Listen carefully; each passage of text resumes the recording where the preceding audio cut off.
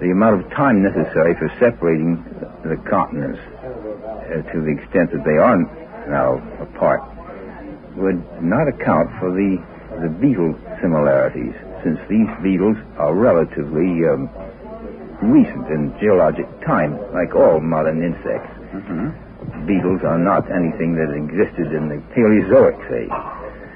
So, there must be some other explanation for this, and the only one I could come up with was in Atlantis.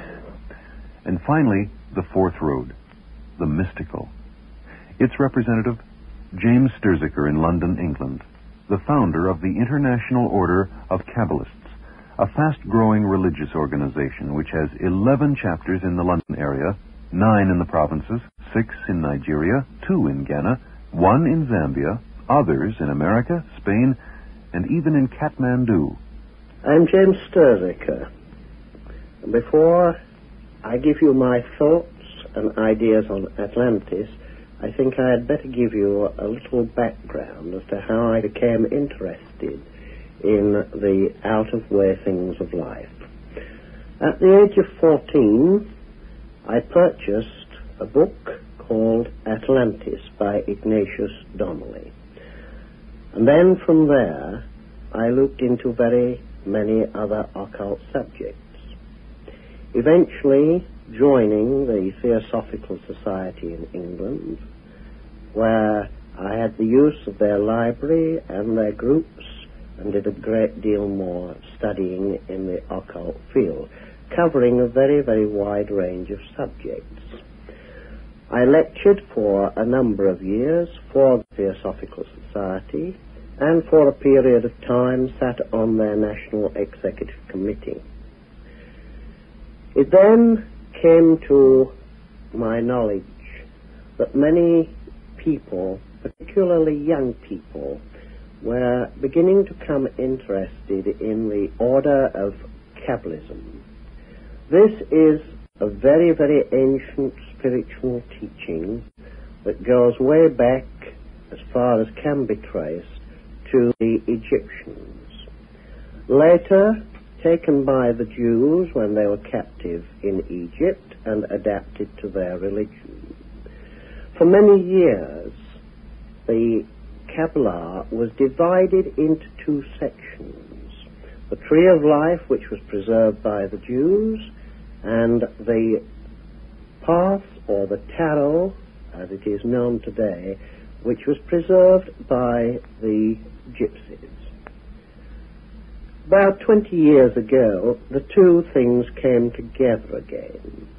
My wife and I decided that as young people were looking for some form of spiritual teaching, it was up to us to do something about it. And so we formed the International Order of Kabbalists. It's a well-known fact that Plato was the first to inform the world about Atlantis.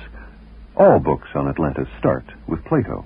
Well, in our programs we'll prove that this statement just isn't true, simply because Plato wasn't the first at all. But we'll stick to the good old habit and ask Edgerton Sykes about Plato's Atlantis. Well, actually, Plato is the first source on Atlantis on whom we have a reasonable documentation. But he is by no means the first authority.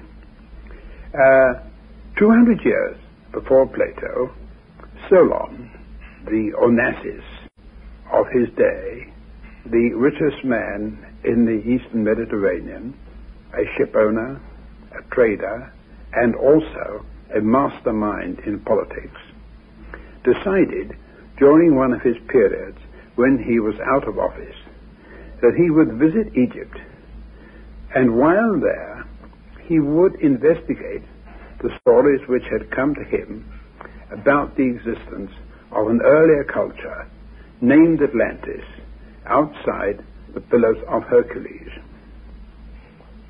Because of its political and economic importance, Solon was royally entertained during the whole of his stay in Egypt, and at one period he arrived at the Temple University of Sais, now a heap of rubble a few miles from Tanta in the Nile Delta, but then one of the most important educational centers in the known world.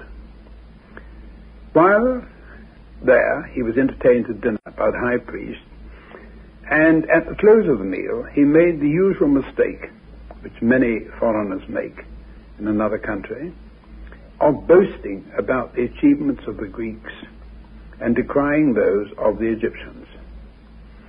The high priest was somewhat offended at this and turned to him and said, "You Greeks have no early history worthwhile talking about. If you want to know what early history is like, come with me and I will show you the records of every high priest who has held office here since the fall of Atlantis 9,500 years ago." And he proceeded to do so. And on the basis of this, when Solon returned to Greece, he just had sufficient time before going into politics again to write a poem called Atlanticos, which unfortunately was never published. 200 years later, Critias, the friend of Plato, recollected that as a small boy, his grandfather had told him of meetings with Solon, then, I presume, in his old age, during the course of which Solon mentioned the existence of this manuscript poem which he had written, and said that he was firmly convinced that there had been a civilization outside the Pillars of Hercules called Atlantis. On the basis of this data from his friend Critias, Plato decided to visit Egypt to make inquiries on his own. Unfortunately, Egyptian religion had gone very much downhill during the 200 years since the visit of Solon, and there was not a single priest available who was able to interpret the hieroglyphics of Sais or any of the other temples to the satisfaction of Plato.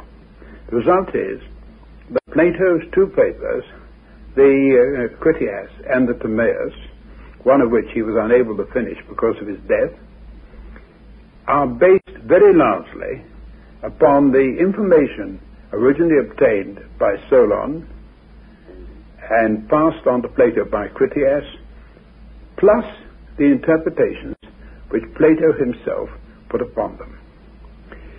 I would, however, observe that within the last year or so, it has become apparent that other earlier sources had had contact with the post-Atlantean remains on the western side of the Atlantic.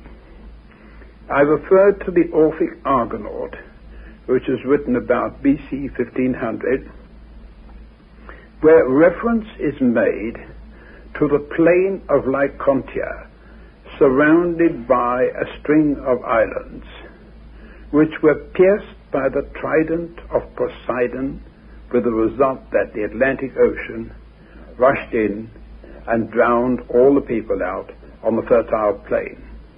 The string of islands were the West Indies. The Lycontian plain is now the Caribbean, or Caribbean, whichever pronunciation you prefer, sea. And this shows that at least 1,000 years before Solon, there was communication of some kind across the Atlantic, probably Egyptians or Phoenicians, who had brought back these stories of the flooding of the plain surrounded by the West Indies.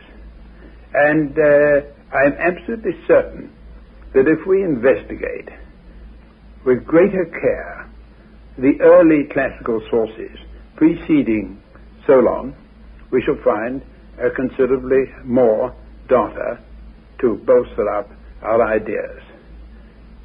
I may say that there are other parts of the world from which stories come on Atlantis which are worthy of consideration, but that is another question.